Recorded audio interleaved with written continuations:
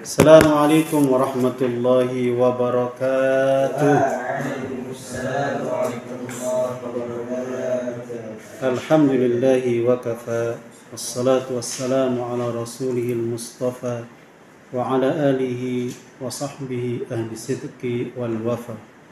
Amma ba'd. Usikum wa nafsi bitaqwallah. Laqad fazal muttaqun.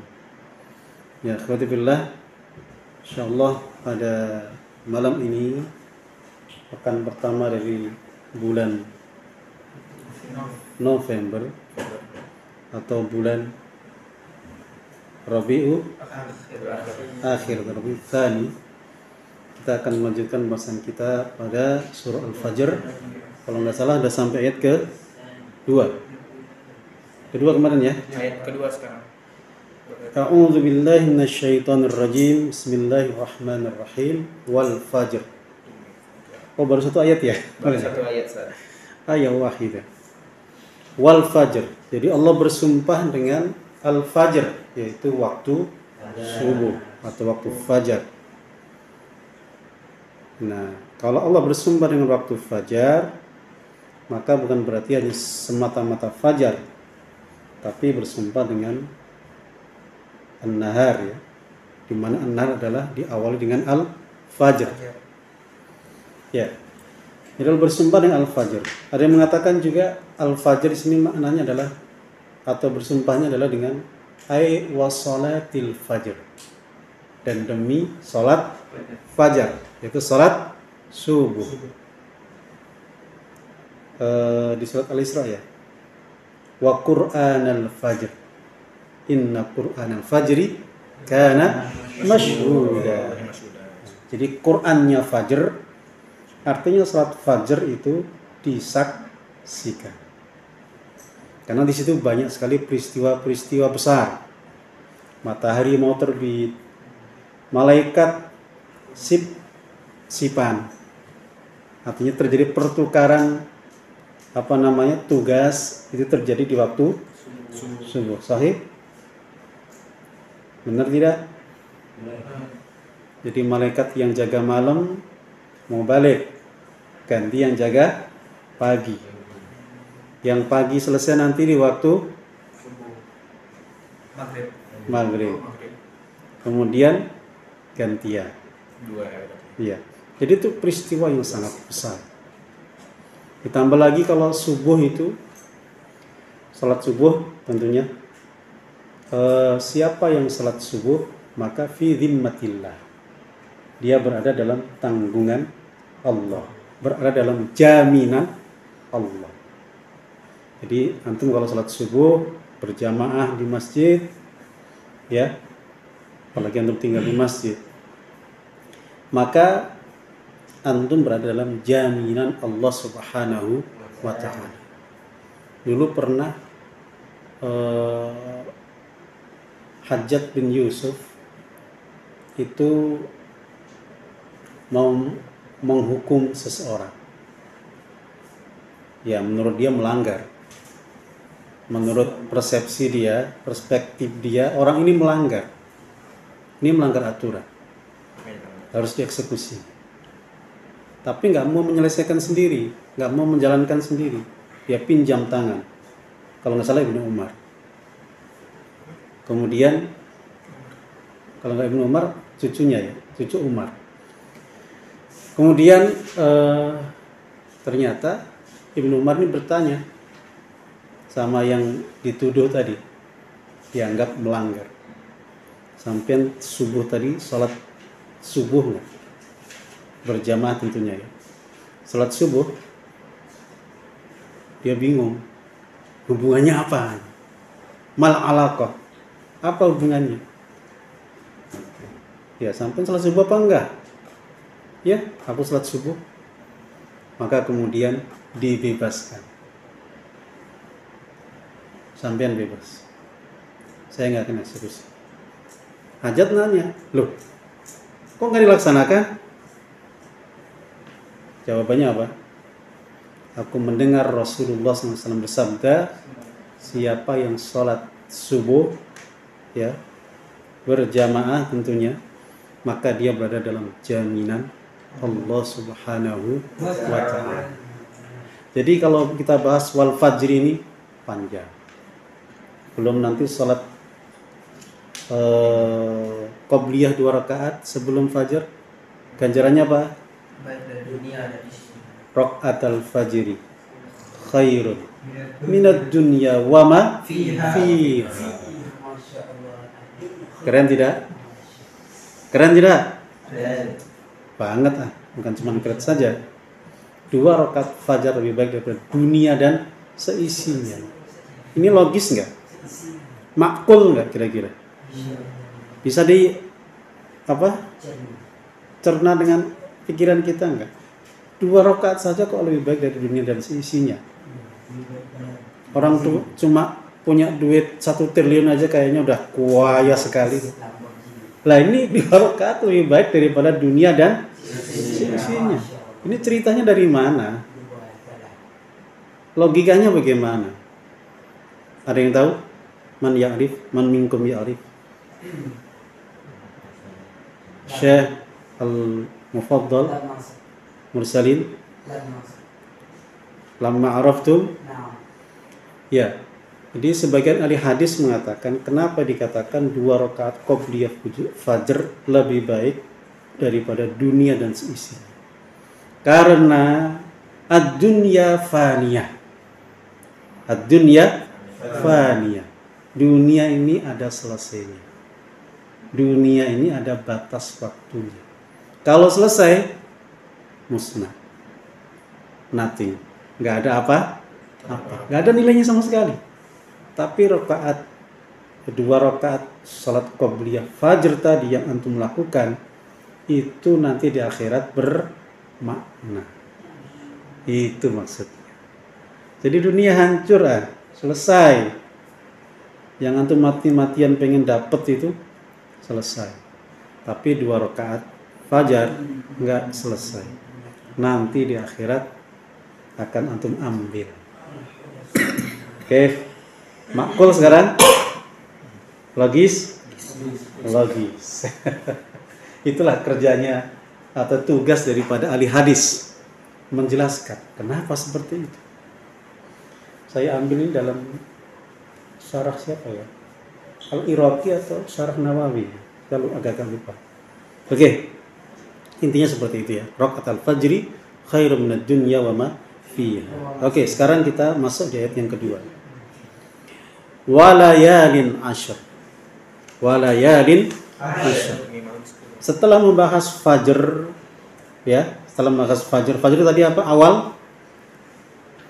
Awal siang. Awal nahar.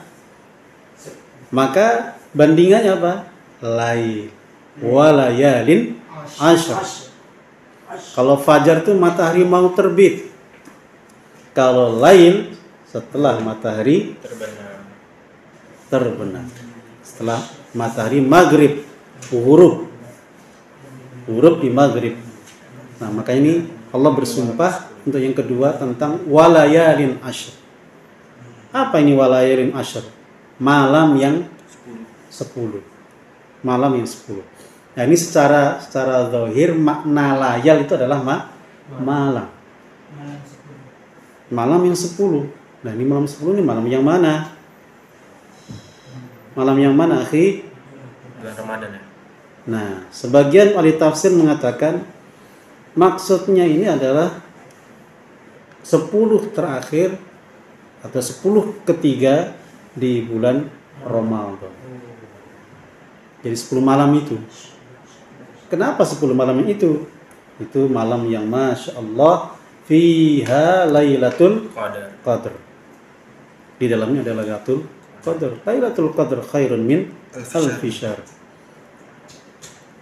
Lailatul Qadr adalah malam yang mubarakah. Inna anzalnahu fi lailatin mubarakah. Ini tafsir yang pertama. Walayalin ashr. Cocok enggak? 10 malam yang terakhir dari bulan Ramadan. Di situ ada Lailatul Qadr. Lailatul Qadr itu lebih baik dari 1000 bulan. Kemudian turun Al-Quran dari mana dari Lauhul Mahfuz ke langit dunia di Baitil Izzah. Sudah dapat pelajaran ini? Nuzulul Quran munajjaman. Kalau yang ini jumlatan. Sudah belajar ya? Ulumul Quran? Sudah kan? Kaif yakun nuzulul Quran? Hal bitanjim atau bil jumlah? Apakah turun sekaligus atau turun berangsur-angsur? Kaif al jawab? Mal jawab? Fadhal Syekh Muzalil. Berangsur-angsur ke langit dunia. Kaif ya Syekh Qasim?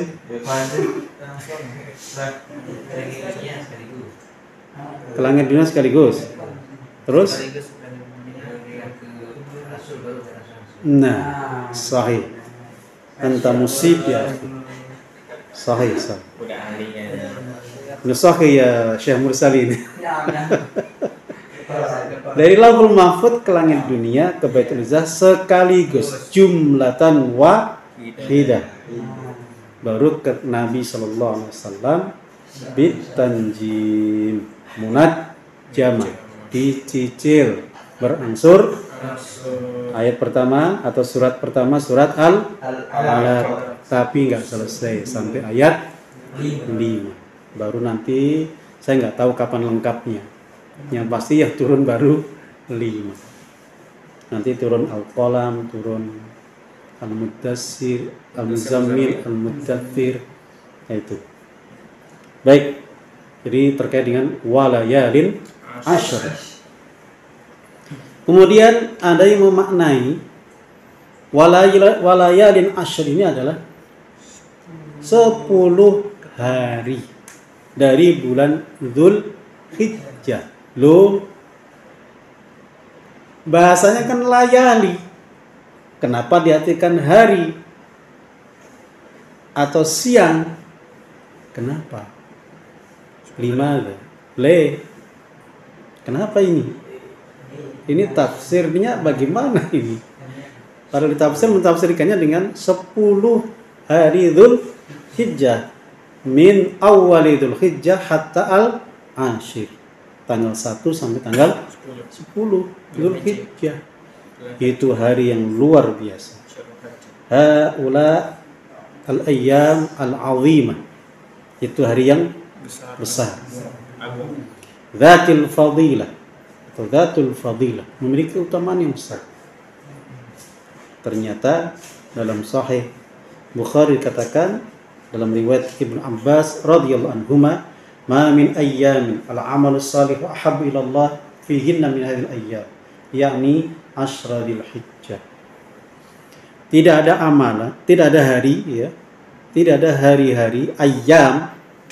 Kan ayam kan? Ayam itu kan cenderungnya siang ya.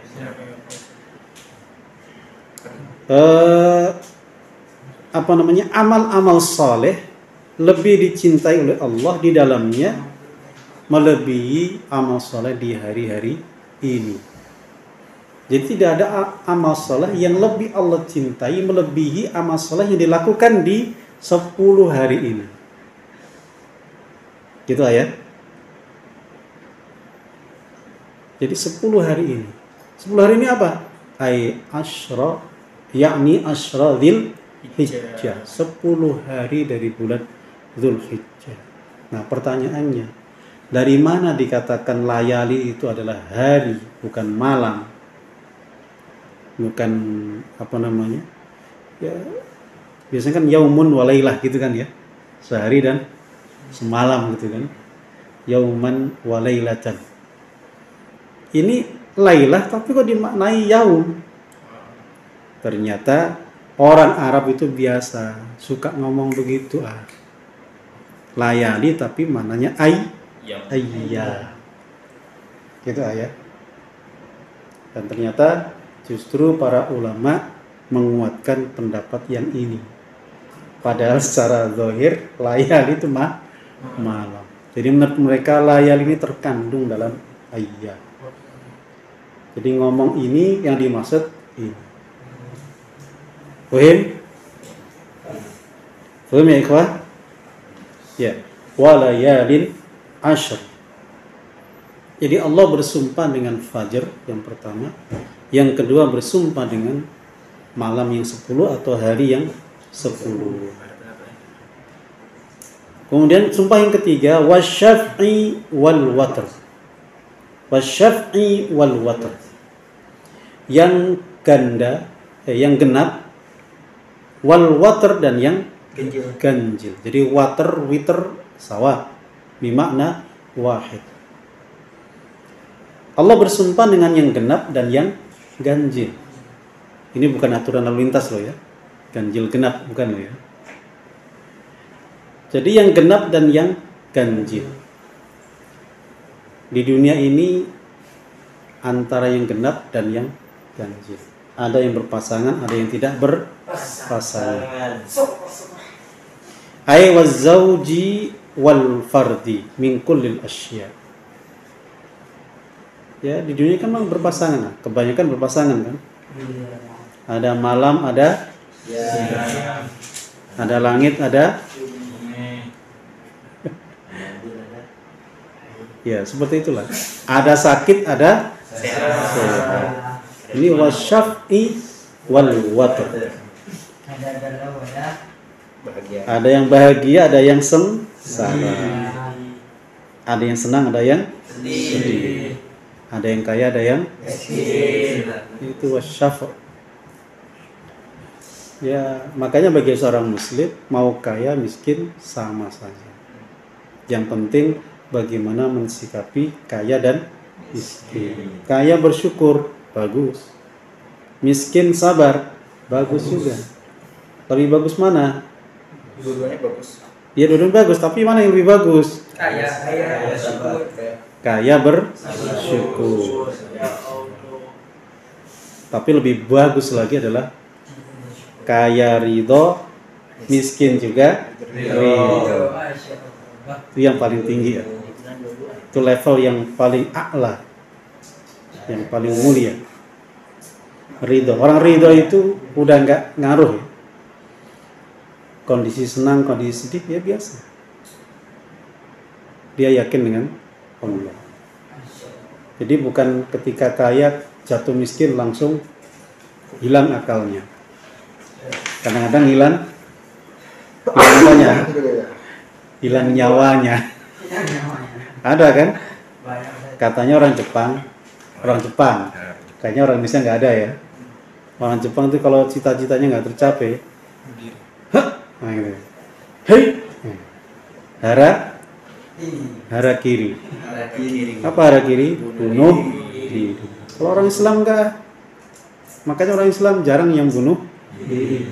Kalau di Jepang katanya itu hidupnya sudah susah, jatuh lagi, itu langsung menyelesaikan dengan bunuh diri. Dipikir dengan bunuh diri selesai, ternyata tidak. Ya, kembali ya. Wasyaf'i wal watr. Ada yang memaknai wasyaf'i di sini ay yaumin nahr atau wakila syaf'u yaumun nahri. Yaumun nahri. Apa makna yaumun nahr? Yaumun nahr ay Idul Adha. Tanggal berapa Idul Adha?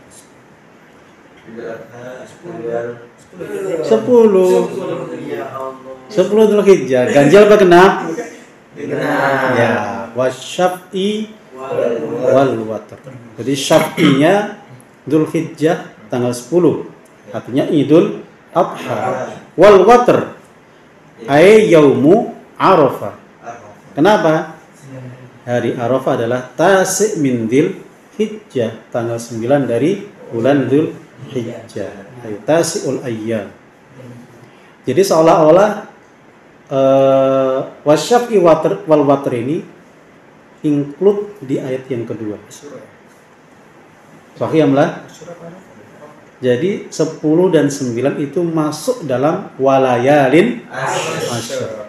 Jadi include di ayat yang kedua. Walayalin ashr, 10 malam atau 10 hari itu di dalamnya ada wasyaf'i wal watr. Ini tafsir yang kedua.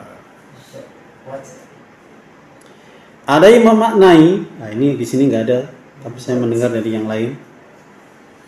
Dimaknai wasyaf'i yang genap, wal watri dan yang ganjil.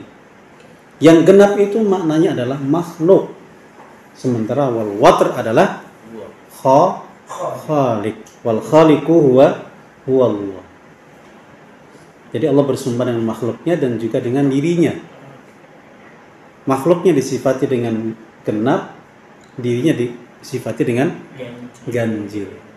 Karena Allah tidak ada duanya. Tidak ada penggenapnya. Innallaha, ayo hadisnya. Innallaha witrun yuhibbul witra. Jadi Allah itu maha ganjil dan Allah suka yang ganjil. Makanya di malam hari itu qiyamul lail antum tutup dengan witir.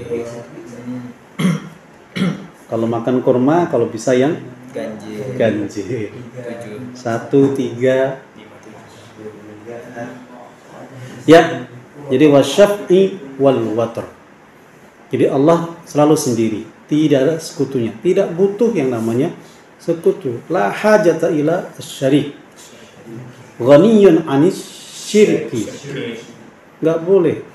Kok Allah dikasih teman? Enggak boleh. Itu namanya orang itu musyrik. Mensekutukan Allah, mensyirikkan Allah. Ya, menduakan Allah, menggenapkan Allah, tidak boleh. Karena Allah selalu sendiri.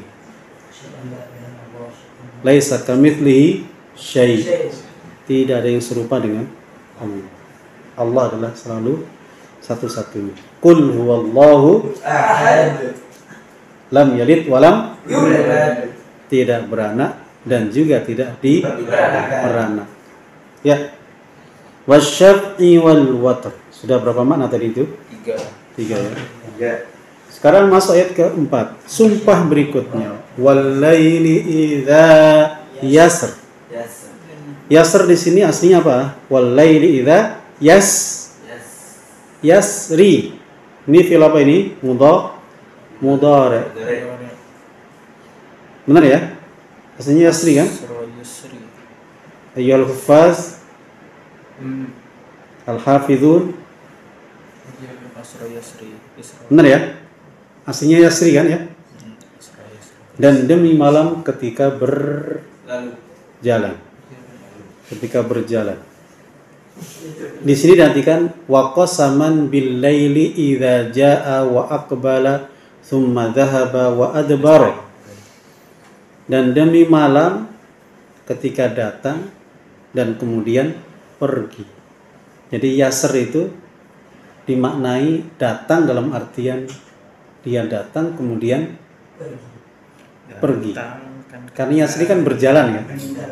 Artinya berjalan terus kan. Menggelinding terus. Jadi waktu itu berjalan terus. Ingat ya, waktu tidak akan berhenti sampai hari akhir, hari kiamat. Makanya akhi, tidak ada hari yang bisa diputar kembali. Tidak seperti YouTube. Ya. Antum lihat hari ini, nanti antum bisa putar lagi.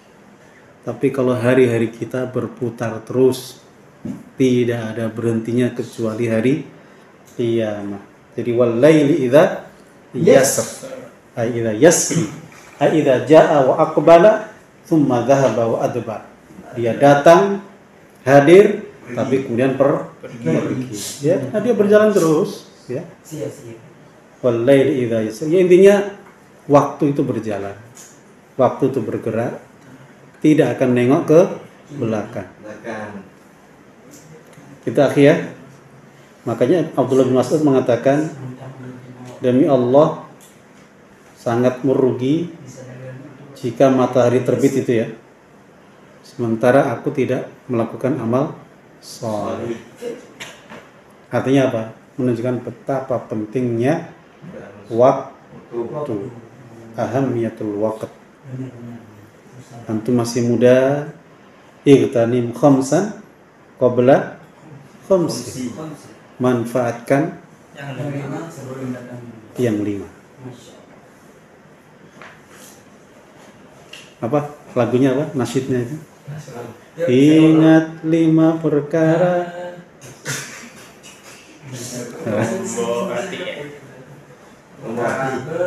Bukan tambah hati ya. Itu obat hati ya. Ya, jadi 5 hal sebelum datang 5. Jadi manfaatkan 5 hal itu sebelum 5 hal yang lain datang.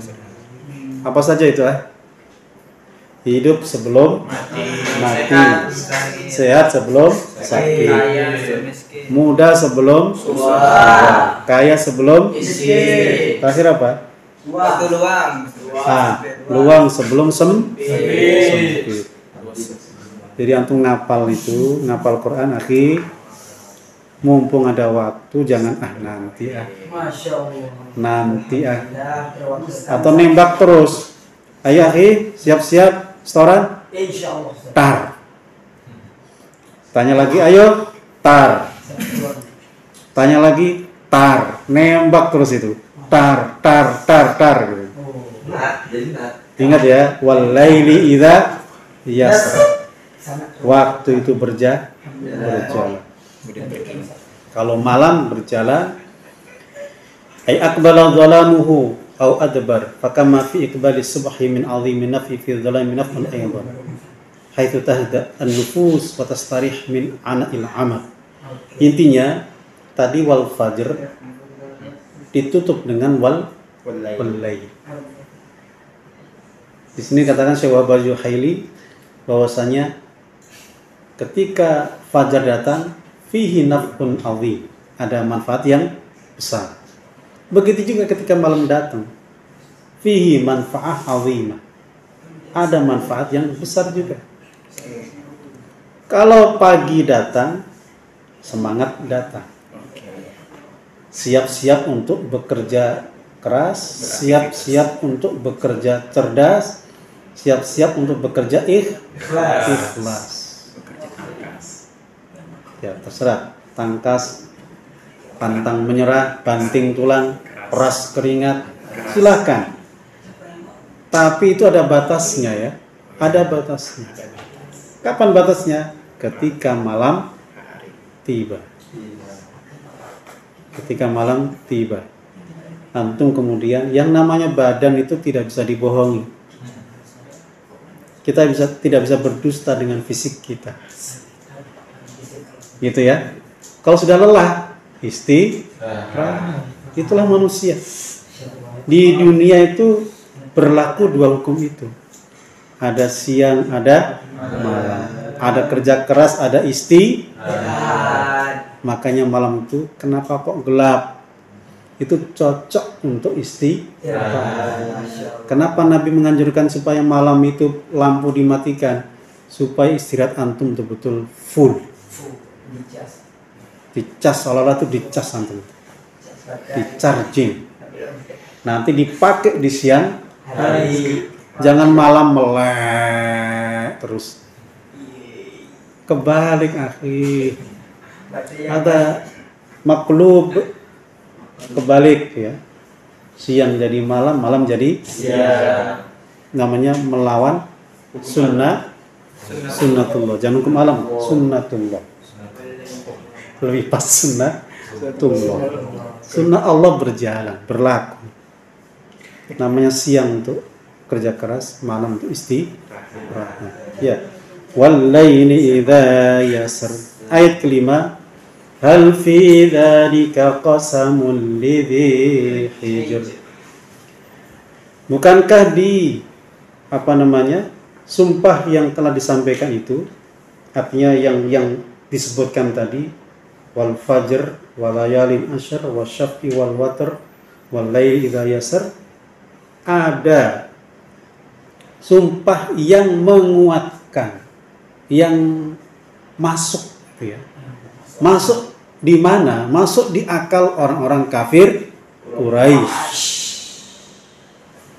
Artinya waktu fajar atau waktu siang, waktu malam, di sana itu terkumpul yang namanya kekuasaan Allah. Jadi kalau orang mendengar sumpah-sumpah seperti ini, sesuatu yang dijadikan sumpah tadi, harusnya akalnya sudah bekerja. Ya, logikanya sudah jalan. Oh, seperti itu ya. Ini sumpah yang besar. Kalau orang Indonesia mungkin belum ketemu ya. Tapi bagi orang Arab ketika mendengar sumpah-sumpah seperti ini, itu akalnya udah bergerak. Kalau mereka orang yang berakal. Lidhi hijr. Apa artinya hijr? Hijr itu maknanya akal. Orang yang berakal. Ya, lidhi aklin. Dhi artinya sahib, yang memiliki. Apakah di dalam itu semuanya ada sumpah yang bisa masuk yang dapat diterima bagi orang-orang yang memiliki akal. Berarti kalau nggak nyambung, berarti akalnya putus. Nggak punya akal, nggak punya lub. Bukan ulul albab, bukan ulul absar, bukan ulul apa ulil sih? Ulil, pendek u-nya ya.